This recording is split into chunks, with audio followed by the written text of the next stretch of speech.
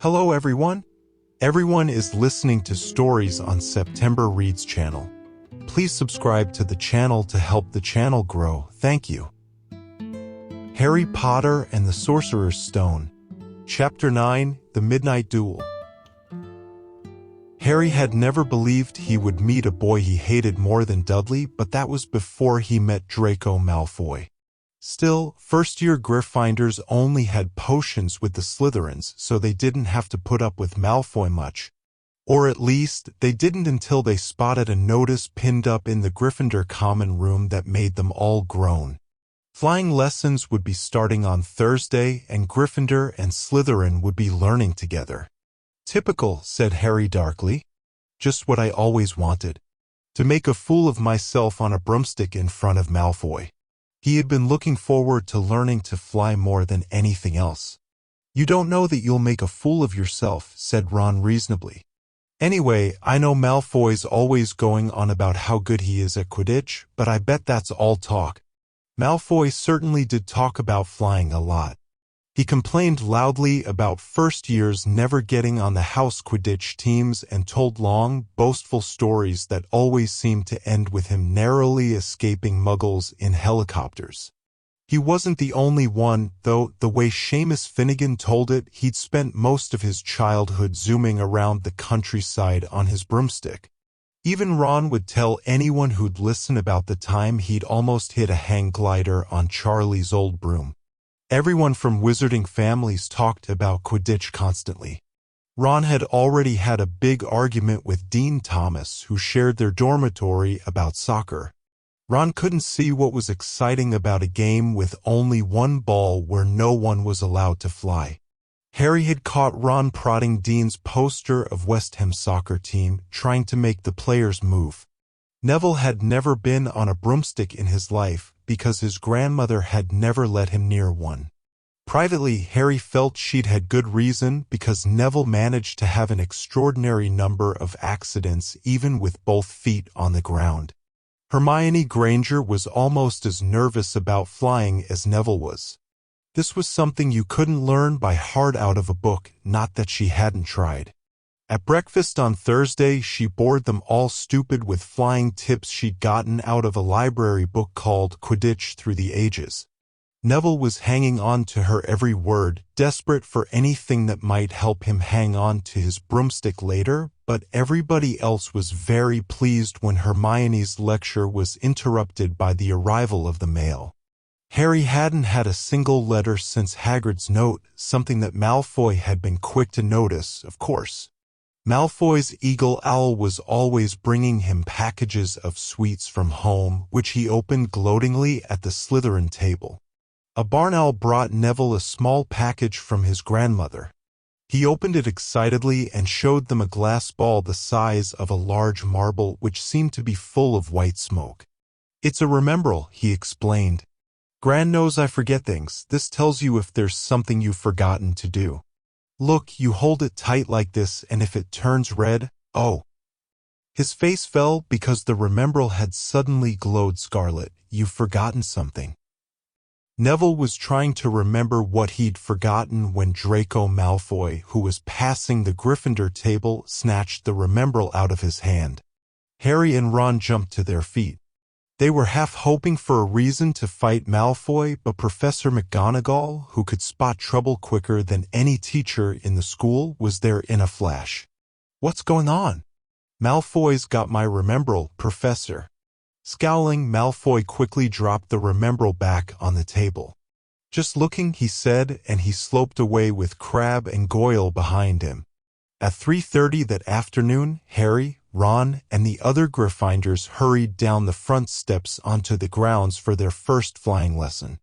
It was a clear, breezy day, and the grass rippled under their feet as they marched down the sloping lawns toward a smooth, flat lawn on the opposite side of the grounds to the forbidden forest, whose trees were swaying darkly in the distance. The Slytherins were already there, and so were 20 broomsticks lying in neat lines on the ground. Harry had heard Fred and George Weasley complain about the school brooms, saying that some of them started to vibrate if you flew too high or always flew slightly to the left. Their teacher, Madam Hooch, arrived. She had short, gray hair and yellow eyes like a hawk. "Well, what are you all waiting for?" she barked. "Everyone stand by a broomstick. Come on, hurry up." Harry glanced down at his broom. It was old and some of the twigs stuck out at odd angles. "Stick out your right hand over your broom," called Madam Hooch at the front, "and say up." "Up," everyone shouted. Harry's broom jumped into his hand at once, but it was one of the few that did. Hermione Granger's had simply rolled over on the ground and Neville's hadn't moved at all. Perhaps brooms, like horses, could tell when you were afraid, thought Harry. There was a quaver in Neville's voice that said only too clearly that he wanted to keep his feet on the ground.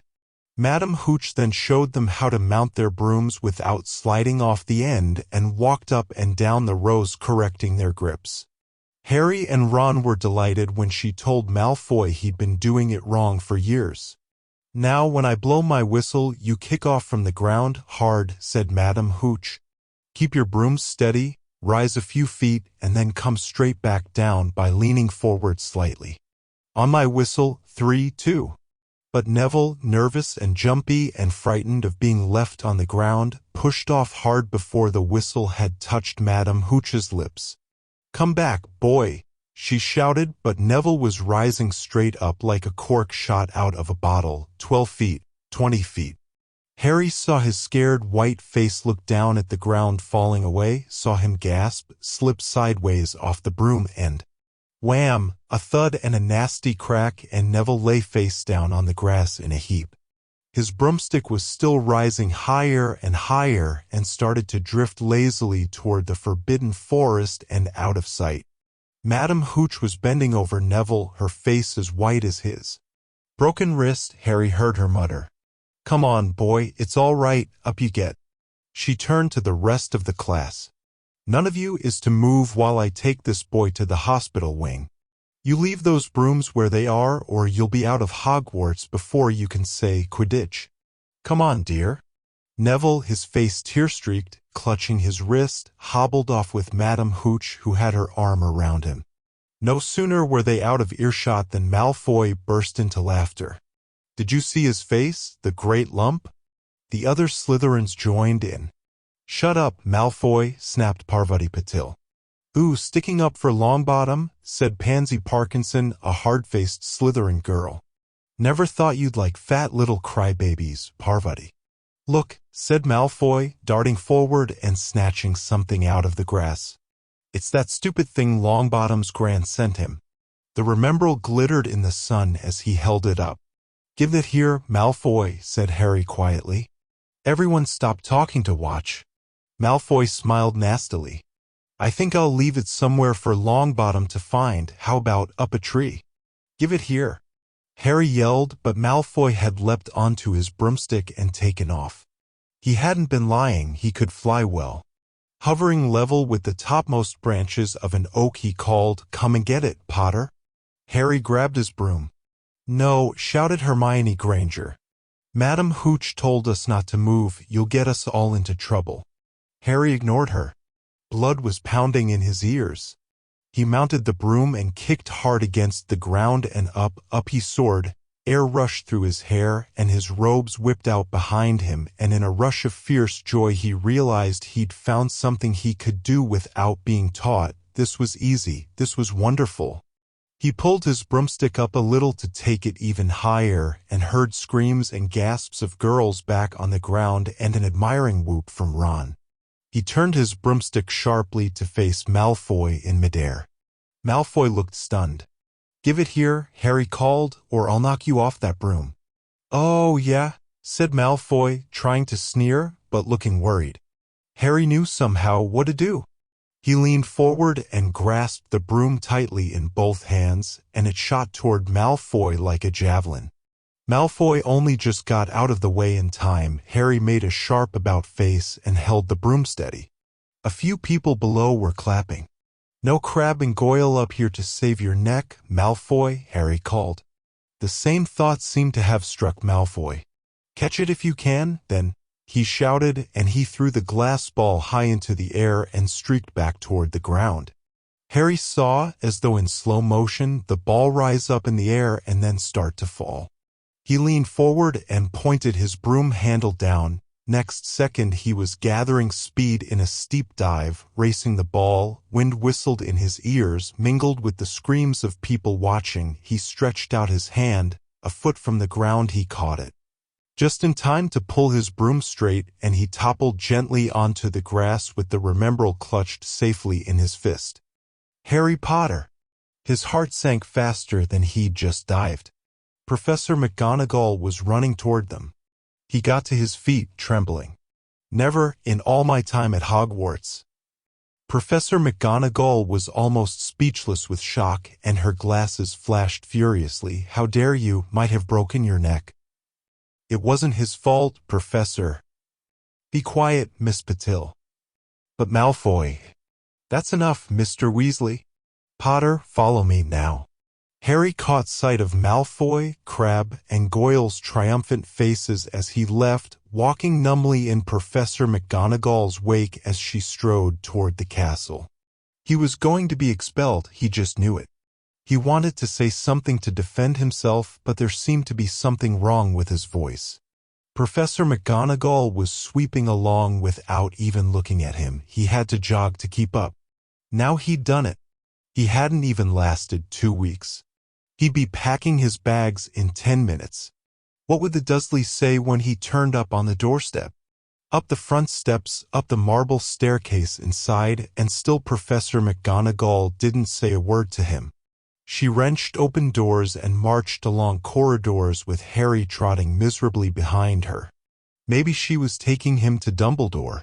He thought of Hagrid, expelled but allowed to stay on as gamekeeper. Perhaps he could be Hagrid's assistant. His stomach twisted as he imagined it, watching Ron and the others becoming wizards while he stumped around the grounds carrying Hagrid's bag. Professor McGonagall stopped outside a classroom. She opened the door and poked her head inside. "Excuse me, Professor Flitwick, could I borrow Wood for a moment?" Wood? Thought Harry, bewildered. Was Wood a cane she was going to use on him? But Wood turned out to be a person, a burly fifth-year boy who came out of Flitwick's class looking confused. "Follow me, you two," said Professor McGonagall, and they marched on up the corridor, Wood looking curiously at Harry. "In here." Professor McGonagall pointed them into a classroom that was empty except for Peeves, who was busy writing rude words on the blackboard. "Out, Peeves," she barked. Peeves threw the chalk into a bin, which clanged loudly, and he swooped out cursing. Professor McGonagall slammed the door behind him and turned to face the two boys. "Potter, this is Oliver Wood. Wood, I found you a seeker." Wood's expression changed from puzzlement to delight. "Are you serious, Professor?" "Absolutely," said Professor McGonagall crisply. "The boy's a natural. I've never seen anything like it. Was that your first time on a broomstick, Potter?" Harry nodded silently. He didn't have a clue what was going on, but he didn't seem to be being expelled, and some of the feelings started coming back to his legs. "He caught that thing in his hand after a 50-foot dive," Professor McGonagall told Wood. "Didn't even scratch himself. Charlie Weasley couldn't have done it." Wood was now looking as though all his dreams had come true at once. "Ever seen a game of Quidditch, Potter?" he asked excitedly. "Wood's captain of the Gryffindor team," Professor McGonagall explained. "He's just the build for a seeker, too," said Wood, now walking around Harry and staring at him. "Light, speedy, we'll have to get him a decent broom, Professor, a Nimbus 2000 or a Clean Sweep 7, I'd say. I shall speak to Professor Dumbledore and see if we can't bend the first-year rule. Heaven knows we need a better team than last year. Flattened in that last match by Slytherin, I couldn't look Severus Snape in the face for weeks." Professor McGonagall peered sternly over her glasses at Harry. "I want to hear you're training hard, Potter, or I may change my mind about punishing you." Then she suddenly smiled. "Your father would have been proud," she said. "He was an excellent Quidditch player himself." "You're joking." It was dinner time. Harry had just finished telling Ron what had happened when he'd left the grounds with Professor McGonagall. Ron had a piece of steak and kidney pie halfway to his mouth, but he'd forgotten all about it. "Seeker," he said. "But first years never, you must be the youngest house player in about a century," said Harry, shoveling pie into his mouth. He felt particularly hungry after the excitement of the afternoon. "Wood told me." Ron was so amazed, so impressed, he just sat and gaped at Harry. "I start training next week," said Harry. "Only don't tell anyone. Wood wants to keep it a secret." Fred and George Weasley now came into the hall, spotted Harry, and hurried over. "Well done," said George in a low voice. "Wood told us. We're on the team too, beaters. I tell you, we're going to win that Quidditch Cup for sure this year," said Fred. "We haven't won since Charlie left, but this year's team is going to be brilliant." "You must be good," Harry. Wood was almost skipping when he told us. "Anyway, we've got to go. Lee Jordan reckons he's found a new secret passageway out of the school. That it's that one behind the statue of Gregory the Smarmy that we found in our first week. See you." Fred and George had hardly disappeared when someone far less welcome turned up. Malfoy, flanked by Crabbe and Goyle. "Having a last meal, Potter? When are you getting the train back to the Muggles? You're a lot braver now that you're back on the ground and you've got your little friends with you," said Harry coolly. There was of course nothing at all little about Crabbe and Goyle, but as the high table was full of teachers, neither of them could do more than crack their knuckles and scowl. "I'd take you on any time on my own," said Malfoy. "Tonight, if you want. Wizard's duel. Wands only, no contact." "What's the matter? Never heard of a wizard's duel before, I suppose?" "Of course he has," said Ron, wheeling around. "I'm his second. Who's yours?" Malfoy looked at Crabbe and Goyle, sizing them up. "Crabbe," he said. "Midnight all right? We'll meet you in the trophy room. That's always unlocked." When Malfoy had gone, Ron and Harry looked at each other. "What is a wizard's duel?" said Harry. "And what do you mean, you're my second?" "Well, a second's there to take over if you die," said Ron casually, getting started at last on his cold pie. Catching the look on Harry's face, he added quickly, "But people only die in proper duels, you know, with real wizards. The most you and Malfoy'll be able to do is send sparks at each other. Neither of you knows enough magic to do any real damage. I bet he expected you to refuse anyway. And what if I wave my wand and nothing happens?" "Throw it away and punch him on the nose," Ron suggested. "Excuse me." They both looked up. It was Hermione Granger. "Can a person eat in peace in this place?" said Ron. Hermione ignored him and spoke to Harry. "I couldn't help overhearing what you and Malfoy were saying." "Bet you could," Ron muttered. "And you mustn't go wandering around the school at night. Think of the points you'll lose, Gryffindor, if you're caught, and you're bound to be. It's really very selfish of you." "And it's really none of your business," said Harry. "Goodbye," said Ron. All the same, it wasn't what you'd call the perfect end to the day, Harry thought, as he lay awake much later listening to Dean and Seamus falling asleep. Neville wasn't back from the hospital wing. Ron had spent all evening giving him advice such as, "If he tries to curse you, you'd better dodge it, because I can't remember how to block them." There was a very good chance they were going to get caught by Filch or Mrs. Norris, and Harry felt he was pushing his luck, breaking another school rule today. On the other hand, Malfoy's sneering face kept looming up out of the darkness. This was his big chance to beat Malfoy face to face. He couldn't miss it. 11:30, Ron muttered at last. "We'd better go." They pulled on their bathrobes, picked up their wands, and crept across the tower room, down the spiral staircase, and into the Gryffindor common room. A few embers were still glowing in the fireplace, turning all the armchairs into hunched black shadows. They had almost reached the portrait hole when a voice spoke from the chair nearest them. "I can't believe you're going to do this, Harry." A lamp flickered on. It was Hermione Granger, wearing a pink bathrobe and a frown.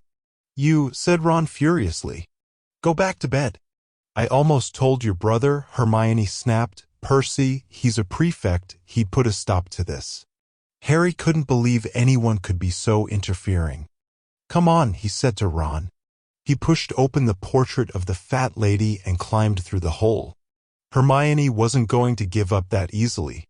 She followed Ron through the portrait hole, hissing at them like an angry goose. Don't you care about Gryffindor? Do you only care about yourselves? I don't want Slytherin to win the House Cup, and you'll lose all the points I got from Professor McGonagall for knowing about switching spells. Go away. All right, but I warned you. You just remember what I said when you're on the train home tomorrow. You're so. But what they were, they didn't find out. Hermione had turned to the portrait of the fat lady to get back inside and found herself facing an empty painting. The fat lady had gone on a nighttime visit and Hermione was locked out of Gryffindor Tower. Now what am I going to do? She asked shrilly. That's your problem, said Ron. We've got to go. We're going to be late. They hadn't even reached the end of the corridor when Hermione caught up with them. I'm coming with you, she said. You are not.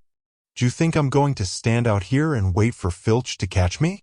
If he finds all three of us, I'll tell him the truth, that I was trying to stop you and you can back me up. You've got some nerve, said Ron loudly. Shut up, both of you, said Harry sharply. I heard something. It was a sort of snuffling. Mrs. Norris, breathed Ron, squinting through the dark. It wasn't Mrs. Norris. It was Neville. He was curled up on the floor, fast asleep, but jerked suddenly awake as they crept nearer. Thank goodness you found me. I've been out here for hours. I couldn't remember the new password to get into bed. Keep your voice down, Neville. The password's pig snout, but it won't help you now. The fat lady's gone off somewhere. How's your arm? Said Harry. Fine, said Neville, showing them. Madame Pomfrey mended it in about a minute. Good. Well, look, Neville, we've got to be somewhere. We'll see you later. Don't leave me, said Neville, scrambling to his feet. I don't want to stay here alone. The Bloody Baron's been passed twice already. Ron looked at his watch and then glared furiously at Hermione and Neville. If either of you get us caught, I'll never rest until I've learned that curse of the bogies Quirrell told us about and used it on you. Hermione opened her mouth, perhaps to tell Ron exactly how to use the curse of the bogies, but Harry hissed at her to be quiet and beckoned them all forward. They flitted along corridors striped with bars of moonlight from the high windows. At every turn Harry expected to run into Filch or Mrs. Norris, but they were lucky. They sped up a staircase to the third floor and tiptoed toward the trophy room. Malfoy and Crabbe weren't there yet. The crystal trophy cases glimmered where the moonlight caught them. Cups, shields, plates, and statues winked silver and gold in the darkness. They edged along the walls, keeping their eyes on the doors at either end of the room. Harry took out his wand in case Malfoy leapt in and started at once. The minutes crept by. He's late, maybe he's chickened out, Ron whispered. Then a noise in the next room made them jump. Harry had only just raised his wand when they heard someone speak, and it wasn't Malfoy. Sniff around, my sweet, they might be lurking in a corner. It was Filch speaking to Mrs. Norris. Horror-struck, Harry waved madly at the other three to follow him as quickly as possible. They scurried silently toward the door, away from Filch's voice. Neville's robes had barely whipped round the corner when they heard Filch enter the trophy room. They're in here somewhere, they heard him mutter, probably hiding. This way.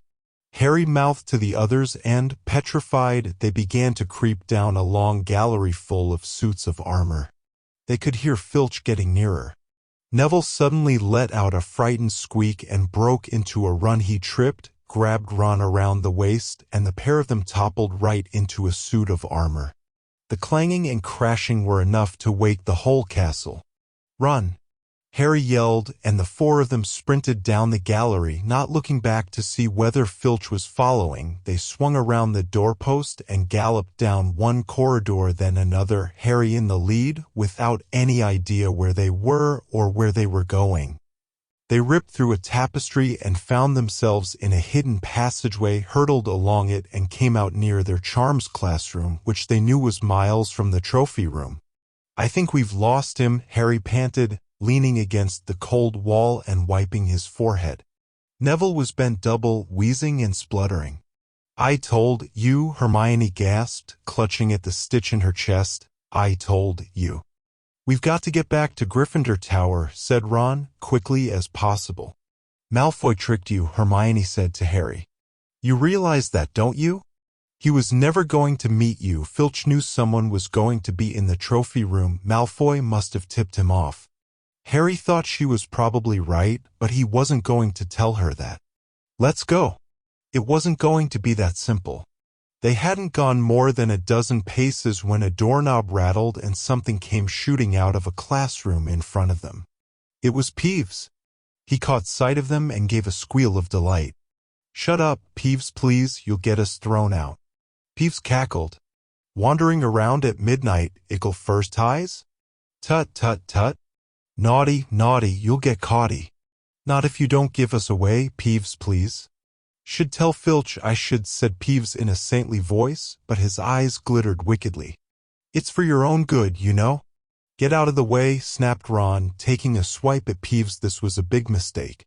Students out of bed. Peeves bellowed, students out of bed down the charms corridor. Ducking under Peeves, they ran for their lives right to the end of the corridor where they slammed into a door and it was locked. This is it. Ron moaned as they pushed helplessly at the door. We're done for. This is the end.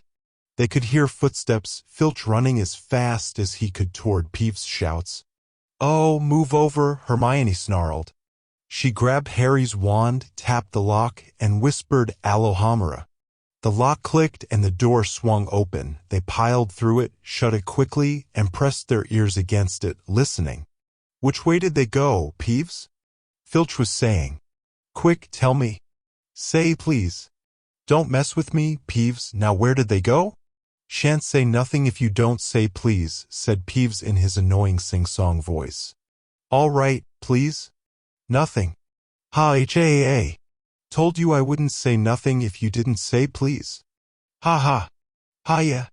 And they heard the sound of Peeves whooshing away and Filch cursing in rage. He thinks this door is locked, Harry whispered. I think we'll be okay. Get off, Neville. For Neville had been tugging on the sleeve of Harry's bathrobe for the last minute. What? Harry turned around and saw, quite clearly, what? For a moment he was sure he'd walked into a nightmare. This was too much on top of everything that had happened so far. They weren't in a room as he had supposed. They were in a corridor. The forbidden corridor on the 3rd floor. And now they knew why it was forbidden. They were looking straight into the eyes of a monstrous dog, a dog that filled the whole space between ceiling and floor. It had 3 heads, 3 pairs of rolling, mad eyes, 3 noses, twitching and quivering in their direction, 3 drooling mouths, saliva hanging in slippery ropes from yellowish fangs. It was standing quite still, all 6 eyes staring at them, and Harry knew that the only reason they weren't already dead was that their sudden appearance had taken it by surprise, but it was quickly getting over that. There was no mistaking what those thunderous growls meant. Harry groped for the doorknob. Between Filch and death, he'd take Filch.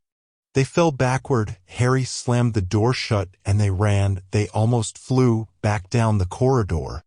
Filch must have hurried off to look for them somewhere else because they didn't see him anywhere, but they hardly cared. All they wanted to do was put as much space as possible between them and that monster. They didn't stop running until they reached the portrait of the fat lady on the 7th floor. Where on earth have you all been? She asked, looking at their bathrobes hanging off their shoulders and their flushed, sweaty faces. Never mind that, pig snout, panted Harry, and the portrait swung forward. They scrambled into the common room and collapsed, trembling, into armchairs. It was a while before any of them said anything. Neville, indeed, looked as if he'd never speak again. What do they think they're doing, keeping a thing like that locked up in a school? Said Ron finally. If any dog needs exercise, that one does. Hermione had got both her breath and her bad temper back again. You don't use your eyes, any of you, do you? She snapped. Didn't you see what it was standing on? The floor? Harry suggested. I wasn't looking at its feet, I was too busy with its heads. No, not the floor. It was standing on a trapdoor. It's obviously guarding something. She stood up, glaring at them. I hope you're pleased with yourselves. We could all have been killed or worse, expelled. Now, if you don't mind, I'm going to bed. Ron stared after her, his mouth open. No, we don't mind, he said. You'd think we dragged her along, wouldn't you?